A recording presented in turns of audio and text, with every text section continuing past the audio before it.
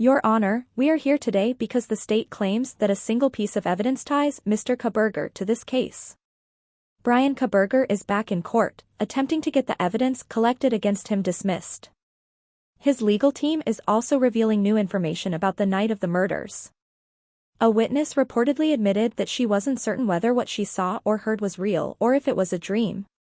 Prosecutors, however, refute this, stating that it wasn't a dream, as evidence discovered the following morning supports her account. Welcome to Crime Fix, I'm Annette Levy. Bryan Kohberger's trial for the Morning. Welcome to Crime Fix. I'm Anjanette Levy. Bryan Kohberger's quadruple murder trial is scheduled to begin this summer, but if his lawyers get their way, this trial won't start at all. Kohberger's lawyers are trying to get most, if not all of the evidence in the case thrown out, and they've revealed a lot of new information about the night of the murders. I'll get to that very shortly. IgG, the method used to identify him as a suspect. Kohberger's lawyers claim that Moscow police officers misled a magistrate in affidavits submitted for search warrants and for Kohberger's arrest. He is accused of murdering 4 University of Idaho students, Maddie Mogen, Kaylee Goncalves, Ethan Chapin, and Xana Kernadal, at an off-campus house in November 2022. Kohberger has maintained his innocence. The case gained attention due to the brutal nature of the crime. According to the probable cause affidavit, Kohberger's DNA was found on the snap of a K-bar knife sheath left next to Maddie Mogen's body.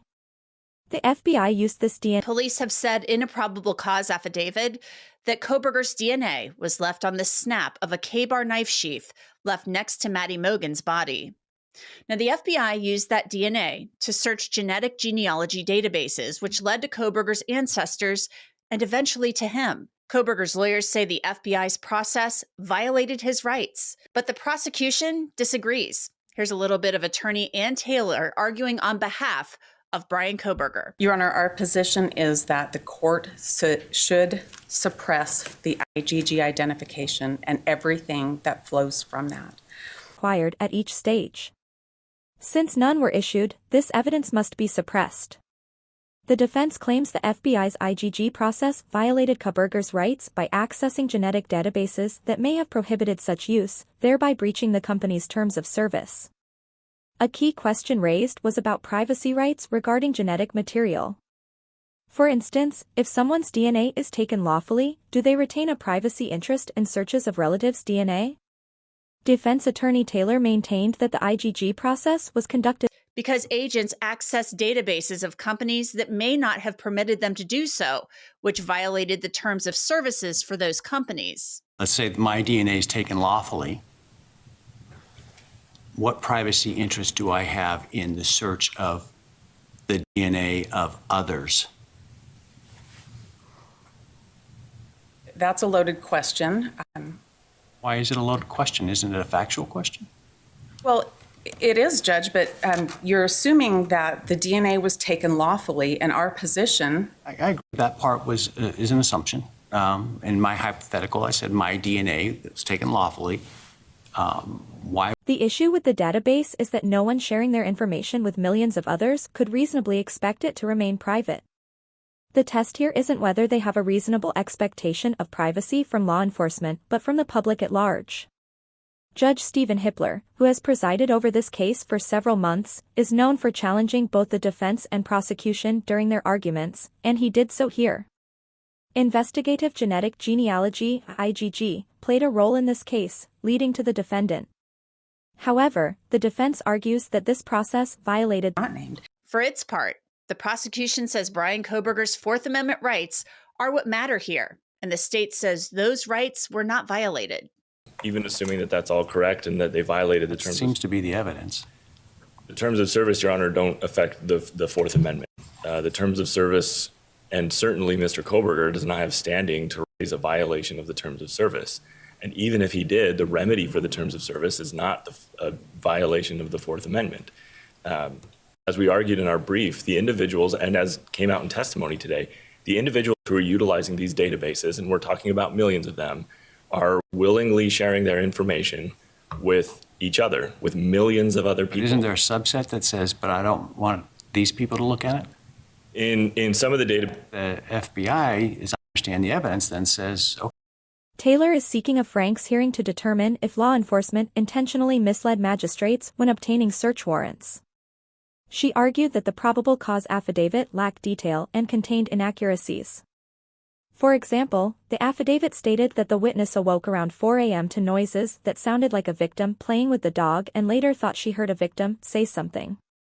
Taylor pointed out that the affidavit's wording, "she thought she heard," was problematic and misleading. She cited testimony where the witness was certain she heard one victim go up and down the stairs. However, this was contradicted by evidence showing that the victim never left the bed. Taylor argued this discrepancy was intentionally omitted to mislead the magistrate. Taylor also noted that the witness had memory issues and expressed uncertainty about whether her recollections were real or dreamlike. Statements from the witness included phrases like, "I don't know if this was real or in my mind," and "I think I heard someone crying in the bathroom." Taylor asserted that these statements were crucial to the witness's credibility, but were— Your Honor, yes, the state would be burdened by that, yes. It's safe to say our stories prove the world is unpredictable and having a great lawyer really matters. That's where Morgan & Morgan, the exclusive personal injury law firm of law and crime, comes in. This is a firm with more than 1,000 lawyers because they win a lot. In the past few months, Morgan & Morgan won a $29 million verdict for a cyclist in Philadelphia, a $2.7 million verdict for a car accident victim in Florida, and a $5.6 million verdict for a car crash victim in Georgia after the insurance company offered their client $0. Even if you think your case isn't worth millions, why not start a claim and fight for what you deserve? Morgan & Morgan makes it so easy. You can start a claim from your phone in just 8 clicks. So if you're ever hurt, you can easily start a claim at forthepeople.com/crimefix or click the link in the description and pinned in the comments. Then Ann Taylor revealed what one of the surviving roommates told police about the night of the murders. Taylor did this because she wants a Franks hearing to determine whether police lied to get search warrants. Taylor listed a number of instances where she said the officers misled the magistrate when writing their affidavits. This probable cause affidavit talks about an interview they had where the person that was interviewed said that she heard things and saw things within her house. But what is written in the probable cause affidavit is seriously lacking in detail. It's wrong and it's false in many places. The way the affidavit reads, it says, this person stated she went to sleep on the second floor. She was awoken at 4 by what she stated sounded like one of the victims playing with the dog, which was on the 3rd floor. A short time later, she thought she heard one of the victims say something.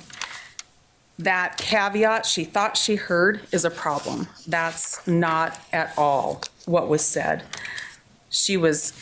This person was interviewed shortly after 911 was called in the afternoon of November 13th, 2022. And she was sure, I'm at Defendant's Exhibit 8A, page 281, lines 4 through 10, when this witness was sure that she heard this particular victim go up the stairs, and then come running back down the stairs. That is not what's contained in this affidavit at all. Now, this is really interesting information that we hadn't heard before.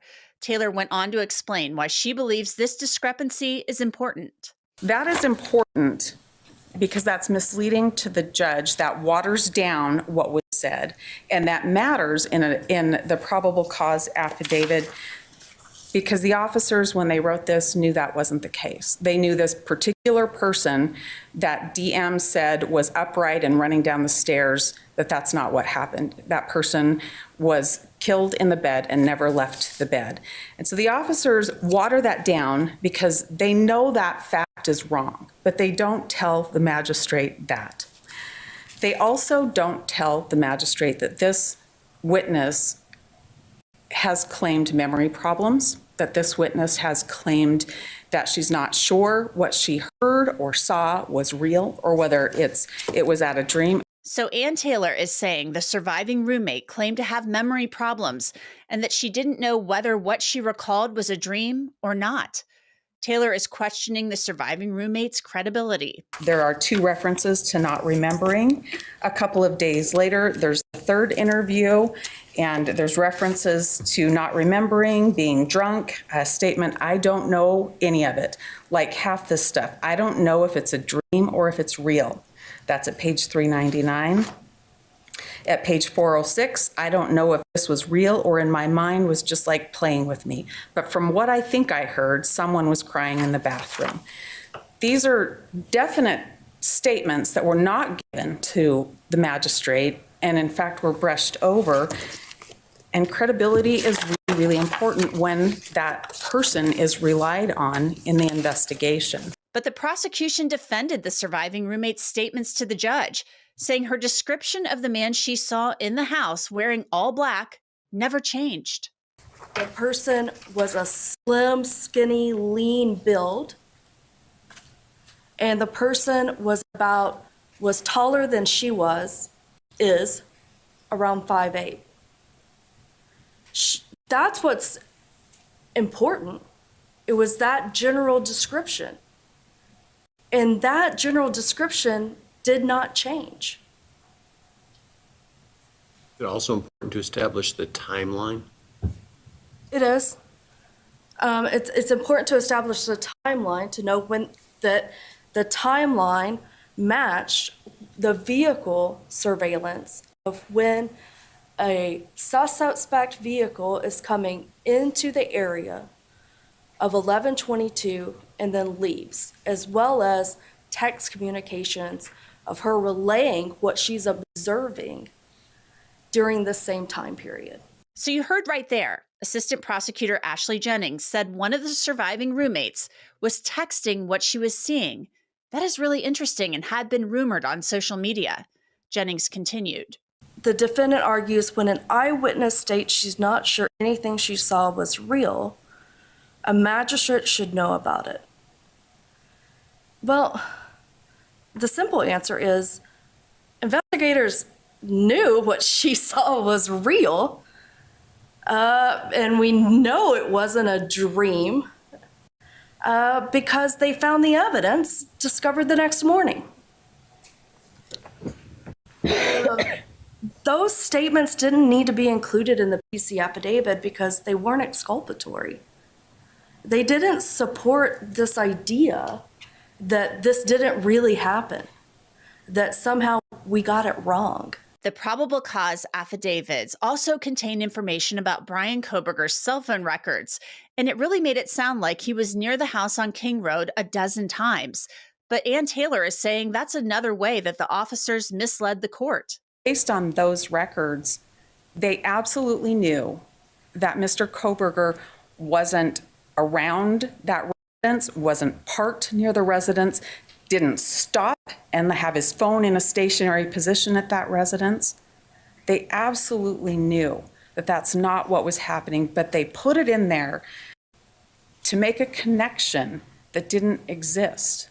They put it in there so that the judge would think that this was the right person, and they shouldn't have done that. But then you have this false narrative that looks like stalking, that looks like following, and it's not true.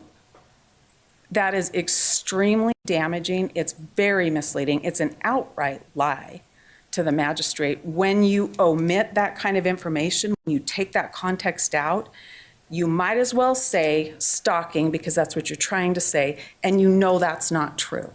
But the prosecution says the officers did not misstate the evidence about those cell towers. Here's what is in evidence, though, and based off of the PC affidavit, is that the phone was in the area for the tower that provides service to the 1122 residents. Still maintain that's true. Regardless, none of this has any bearing on the validity of the search warrant. Their argument is merely a clarification about which member did what work. And that doesn't matter to the ultimate determination for probable cause. Now, when it comes to the issue of probable cause, the judge asked this very pointed question. When there's a DNA match between the DNA in the sheath and Mr. Kohberger, isn't that probable cause every day and twice on Sunday? Not in this context.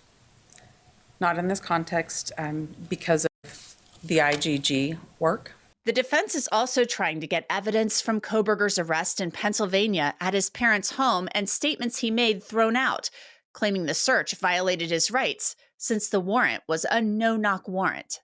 Essentially watching Mr. Kohberger as he moves around his house via snipers. I mean, they were quite safe, and there was simply no reason to bash the doors in momentarily after yelling from their Bearcat. There's two issues. There's officer safety. There's also destruction of evidence concerns. In the cases that we cited, Judge, when the claim has been that there's evidence being destroyed, the evidence, what's known to the officers is something along the lines of they hear somebody running away after they announce themselves. It's not typical that the police simply don't knock and announce at all.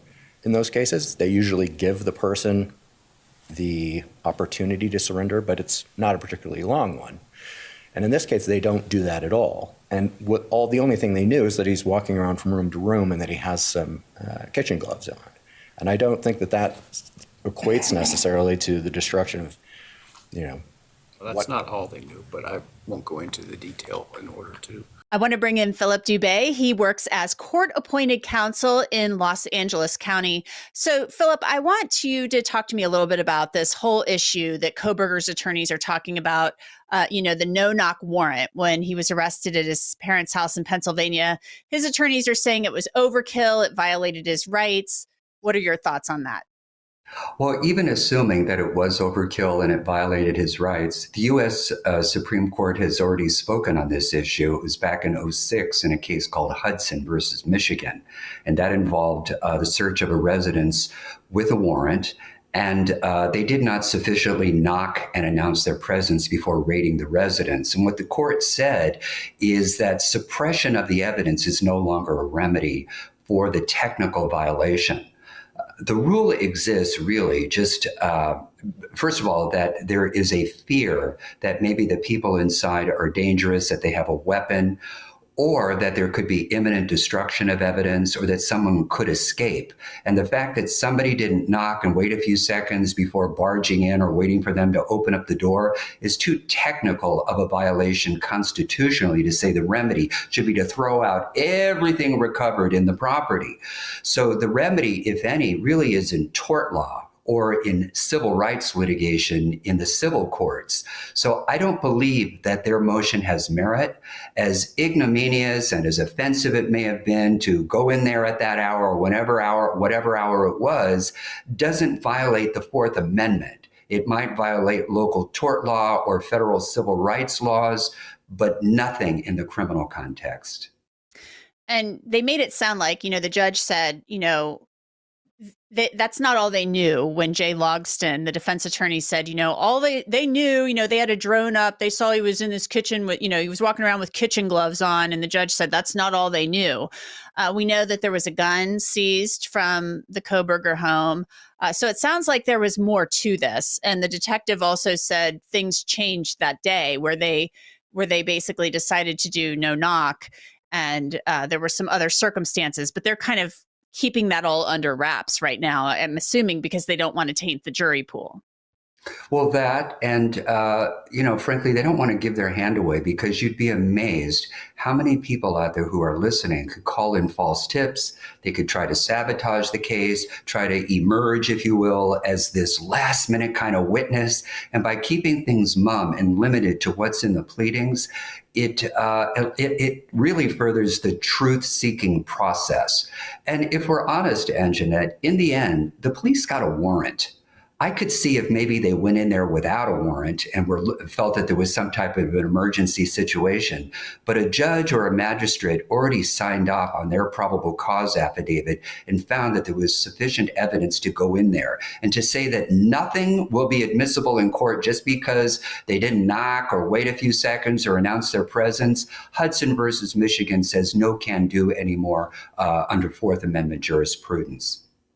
I want to move on now to the motion for a Franks hearing. Basically, the defense is trying to show that they are owed this hearing. They're trying to say that officers misled the court when they went and got search warrants, when they were writing affidavits for probable cause. They say that the roommate, one of the surviving roommates, made some statements, and that she was saying things like, "I don't know if what I remember, if I imagined it, if it was a dream or if it was real." They're acting like, information that this roommate said was left out of the affidavit, and that would have maybe not added up to probable cause. The prosecution counters and says, no, that's not true.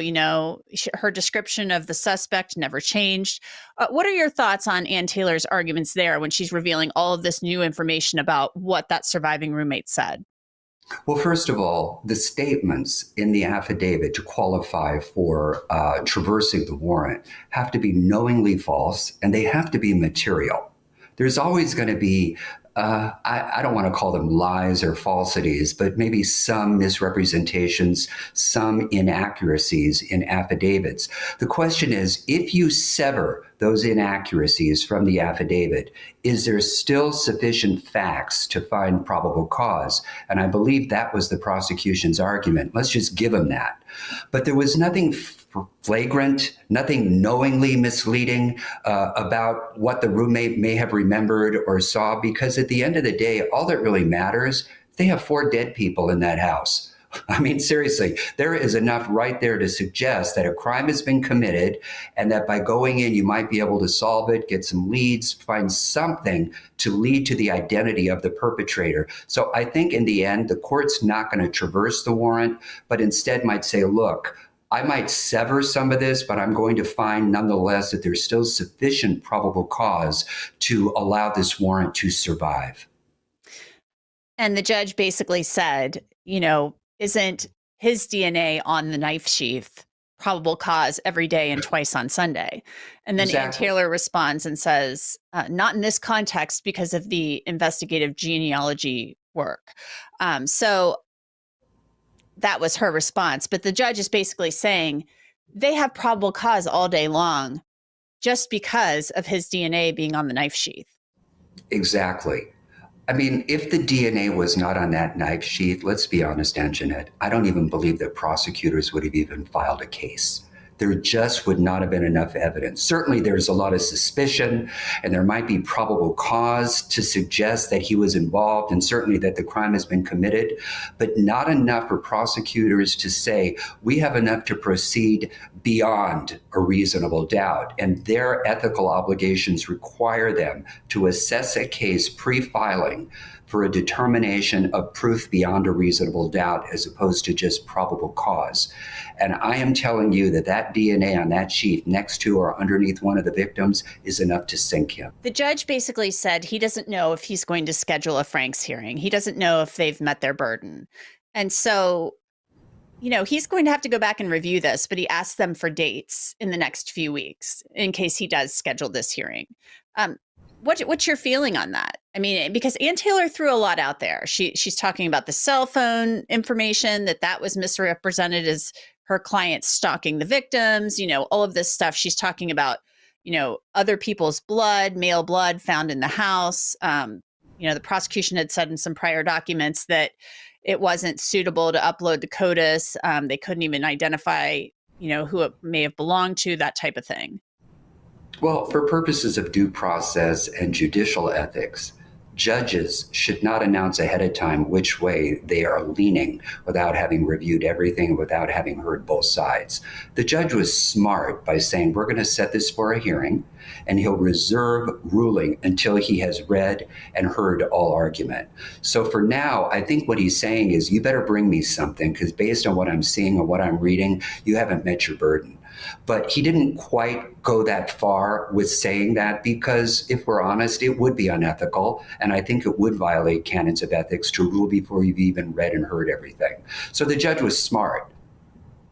Judge Hippler did seem to throw some cold water on the IGG arguments, although he did seem to think that they violated the terms of service. Violating terms of service for genetic genealogy databases is a whole lot different, Philip, than violating somebody's Fourth Amendment rights. So he did push both sides on that issue, but he didn't seem to really be buying what the defense was selling.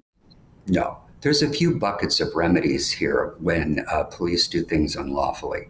Number one, there is suppression of evidence in a criminal case. Or number two, if the violation of whatever the police did amounted to a breach of a contract, that's a separate analysis in the civil context. Or if what the police did merely amounted to a civil tort, that is a different analysis. The question here is, did Bryan Kohberger even have legal standing to suppress the IGG evidence? And even if he did, let's just pretend that he did. In other words, he has a subjective and objective expectation of privacy in the data in those genealogy databases. The question then becomes, is there an exception to the exclusionary rule? In other words, something that would undo the taint of the poisonous tree caused by the police misconduct. And the court's going to look to various exceptions, such as the attenuation doctrine. Let's just pretend that what the police did was illegal and they came up with this whole family tree. The question then is the discovery of the family tree so far attenuated from the illegality that you can deny suppression? And I think it's very possible that if the court finds that Bryan does have standing,